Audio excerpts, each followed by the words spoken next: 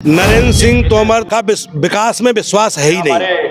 अगर उनका विकास में विश्वास होता तो इतना पावर दिया गया यहाँ की जनता के द्वारा, लेकिन उन्होंने पावर का कतई इस्तेमाल इस क्षेत्र के लिए नहीं किया और एक भी ऐसा कार्य नहीं किया जो प्रशंसनीय हो। इतिहास के कूड़ादान में नरेंद्र सिंह ढूंढने से नहीं मिलेंगे। सबसे ज्यादा भ्रष्ट, सबसे ज्यादा बेरोजगारी पैदा करने वाली सरकार, सबसे ज्यादा महंगाई को चरम सीमा पर ले जाने वाली सरकार, और इतने झूठे नेता हैं।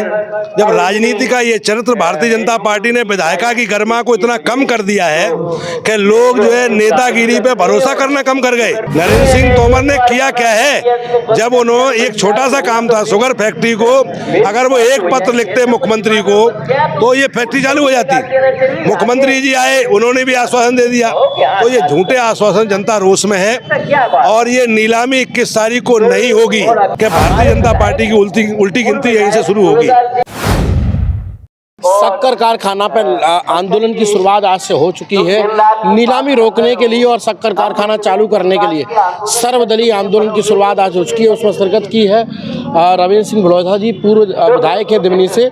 सर, क्या कहेंगे? इस फैक्ट्री की तमाम नेताओं ने, इवन केंद्रीय मंत्री नरेंद्र सिंह तोमर भी घोषणा कर चुके चालू कराने की। शिवराज सिंह चौहान जी नए मुख्यमंत्री मुरैना में आए तो आते ही बोल गए, लेकिन चालू नहीं हो पा रही। क्या कारण? नीलामी की बात हो रही है। देखिए, भारतीय जनता पार्टी की 20 साल से सरकार है मध्य प्रदेश में। किसान हितैषी, नौजवान हितैषी सरकार बताते हैं। सबसे ज्यादा भ्रष्ट, सबसे ज्यादा बेरोजगारी पैदा करने वाली सरकार, सबसे ज्यादा महंगाई को चरम सीमा पर ले जाने वाली सरकार, और इतने झूठे नेता हैं।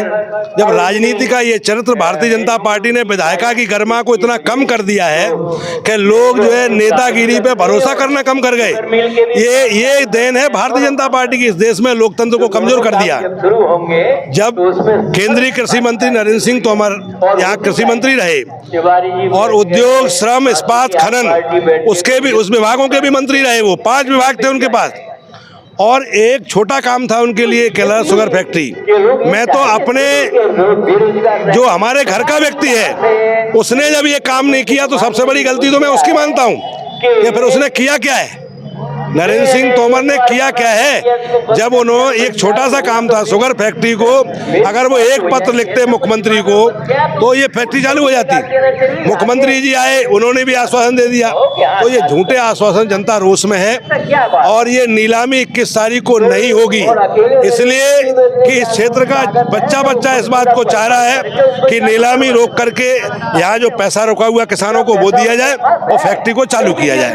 तो इसलिए मुझे लगता है कि भारतीय जनता पार्टी की उल्टी गिनती यहीं से शुरू होगी, क्योंकि जिस प्रकार से किसानों को धोखा दिया, इस क्षेत्र के लोगों को धोखा दिया। चंबल क्षेत्र के लोग हमेशा लोगों का मान सम्मान करते हैं, कोई कुछ कहता है उसकी बात का भरोसा करते हैं, लेकिन जब धोखे पे धोखे मिल रहे हैं तो यही चंबल के लोग हैं जिन्होंने आज़ादी आंदोलन से लेकर के अब तक जितने संघर्ष हुए इस देश में, उसमें सबसे ज़्यादा भागीदारी भारत माँ की सुरक्षा से लेकर के आज़ादी आंदोलन से लेकर के सबसे बड़ी अगर किसी की भागीदारी है तो इस चंबल की माटी के लोगों की है। इसलिए अब ये क्षेत्र माफ करने वाला नहीं है भारतीय जनता पार्टी के नेताओं को। देखिए, क्या मानते हैं विकास में रोड़ा नरेंद्र सिंह तोमर जी रहे हैं? क्योंकि आप बता रहे हैं 5 विभाग रहे और ये फैक्ट्री तो छोड़िए, कोई नया उद्योग भी नहीं लग पाया। तो इसमें सरकार के साथ साथ में उन्हें भी जिम्मेदार मानते हैं। मैंने तो विधानसभा में, जब मैं विधानसभा का सदस्य बना तो सबसे पहले कोई प्रश्न मैंने उठाया तो इस क्षेत्र के जो प्रसिद्ध मंदिर हैं उनका प्रश्न उठाया था कि उनको संस्कृति विभाग से जोड़ा जाए और यहाँ सरकार इनका संरक्षण और संवर्धन करे। दूसरा प्रश्न अगर हमारा था इस क्षेत्र के लिए तो वो रोजगार का था।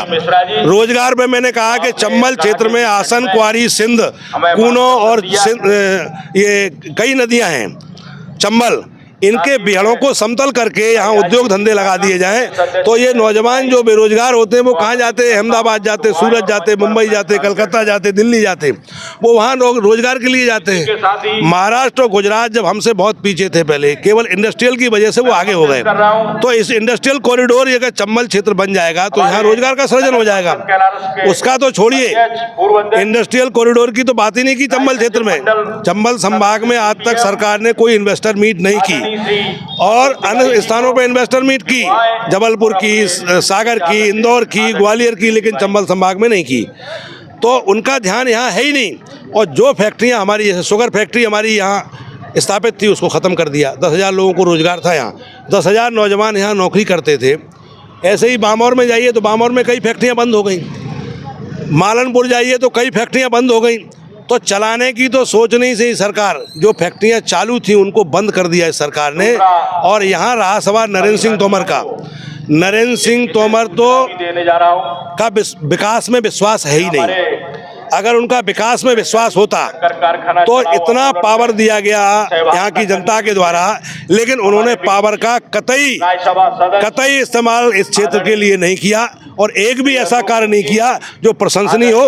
इतिहास के कूड़ादान में नरेंद्र सिंह ढूंढने से नहीं मिलेंगे। आने वाले समय में इतिहास के कूड़ेदान में नरेंद्र सिंह तोमर दिखाई नहीं देंगे, ऐसा कहना है दिमनी विधायक रविंद्र सिंह बनौसा जी का। लेकिन उनके सवाल वाजिब हैं।